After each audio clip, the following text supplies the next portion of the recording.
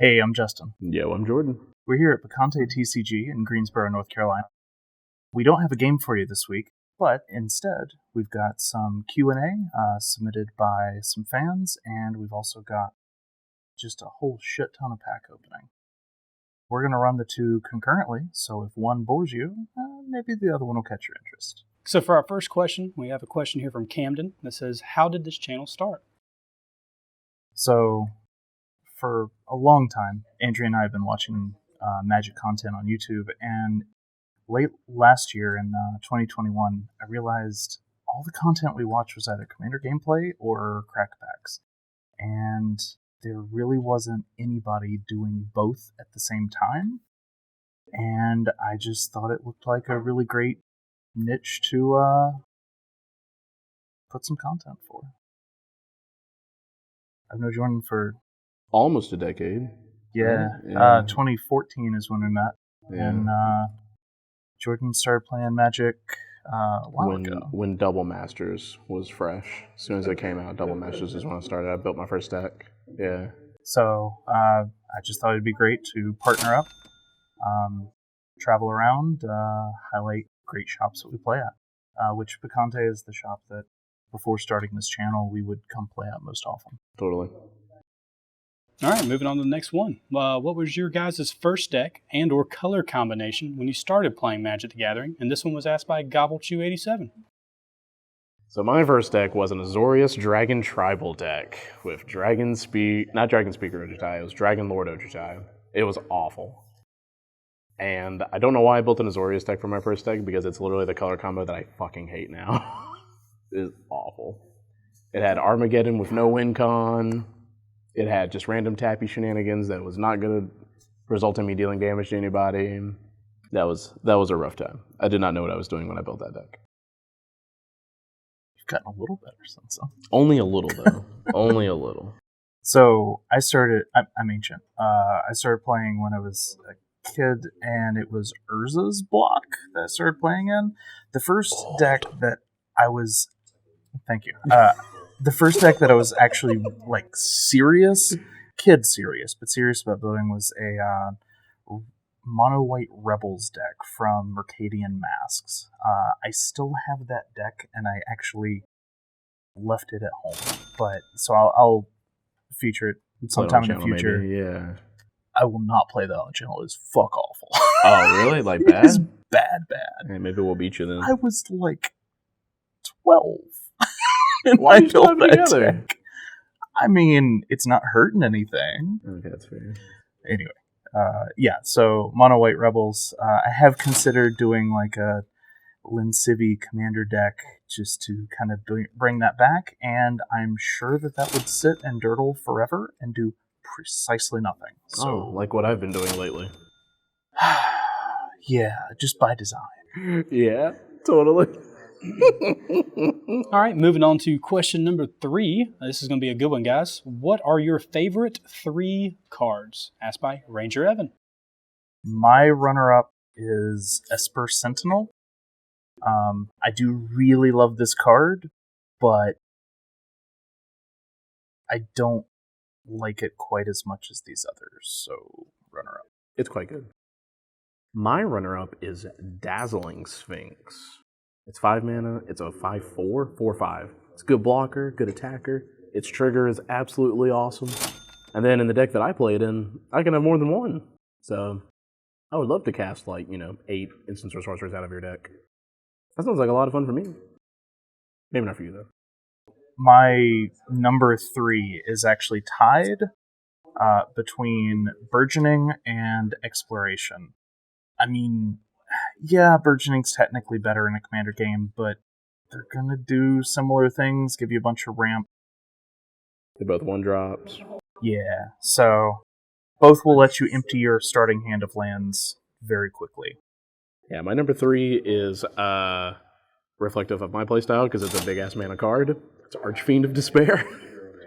This card is freaking awesome because it's a flyer, it's a 6/6. Andrea's least favorite card. Andrea's least favorite card. It stops people from gaining life, it stops life gain decks, and this is great because you can almost use it like a politics card because your opponents will start attacking each other and then doing more damage. And then they'll just be mad at each other and not you.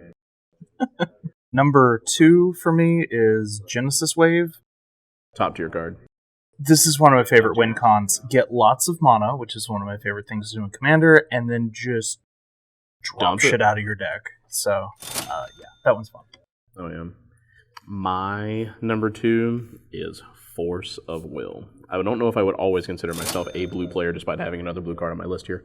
But this is actually more of a memory attached to this card. When I first started playing, Double Masters was when I started playing. I actually cracked this out of a pack, got super lucky. I've had it ever since, kept it in as good a condition as I can. And, yeah. This is opened this probably within my first 5 packs of playing. And immediately loved it. It's really good. My number 1 card is just one of my favorite interactions. I did some fun stuff with it in episode 4, I believe but so, it's yeah. Song of the Dryads. I love it. You can put this on any permanent, and it's one of the few ways to keep a commander locked out of the game. Normally, your commander is a tree, and that is all. My number 1 card is Sneak Attack. Red is definitely one of my favorite colors. This card you can, like with the Archfiend Demon, you can just cheat that bad boy out for a lot cheaper. You get, and sacrifice it at the beginning of the next end step. Doesn't matter if you've got a commander that ends the turn, like Obeka, which is what I originally bought this card for. It's now actually in my Olivia deck. Olivia is absolutely awesome because it puts things in the graveyard. You can reanimate them. You can bring them back out with Olivia's trigger. That way you don't even have to cast them. You can just pay 1 mana, get it out, do the thing, it dies, and then you just get it back with Olivia again. So with ETB effects, it's really, really good. There's a lot of really cool synergy you can do with it if you just want to put a creature in your graveyard and have some fun on the way to the graveyard. Moving on to the next question. We have an interesting one here. What is a fictional creature type that you would want to exist in real life? Player 1 wants to know. Cat Dragon? Elves? Can I put in cat dinosaur? Yeah. Yeah, Yeah, totally. I'm good with that. I want a cat dinosaur. Real Those bad. are cool.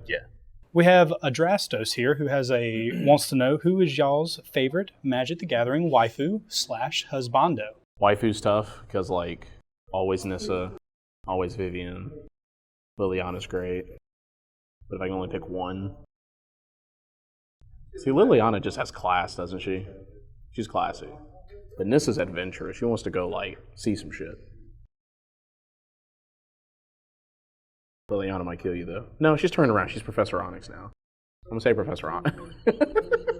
She's still gonna kill you. She might kill me. It'd be fun though. We'll be together forever in the afterlife.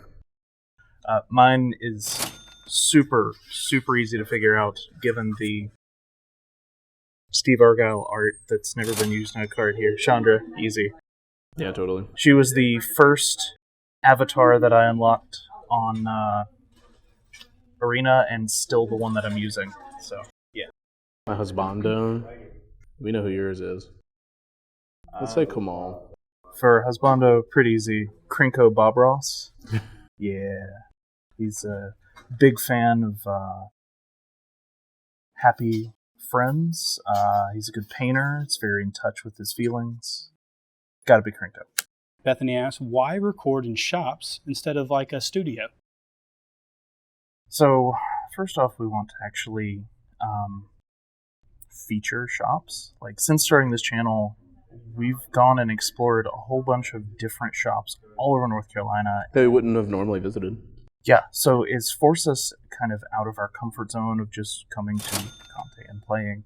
Coming off the tail end of everybody being in lockdown for a long time, forcing myself to travel and dragging Jordan along with me, and actually hanging out with more friends in the Charlotte area and outside of kind of the people we normally see has been really great as well. Totally. So all of our video of cracking packs, all of our video of playing games, it's all real. We drag the camera equipment. Everywhere we go. Everywhere we go, we set up, we talk to the shop owners and make sure it's okay, and we get to know people. And I really feel that that is a very genuine and honest approach to doing this, and that's something that I never intend to compromise about them. Yeah, shop owners are cool. They're cool people. Very knowledgeable people. Very sweet. Just maybe when enough people have checked out our videos, maybe you'll realize that we've visited a shop near you, and maybe you can go check it out. And we'll maybe see you there. Yeah. Possible. All right. Well, that's it for today. Thank you, everybody, for joining us. Feel free to comment on this video with more questions, and we'll do another one of these videos soon and gather those up and ask them. Cool. All right. Have a great day. See you.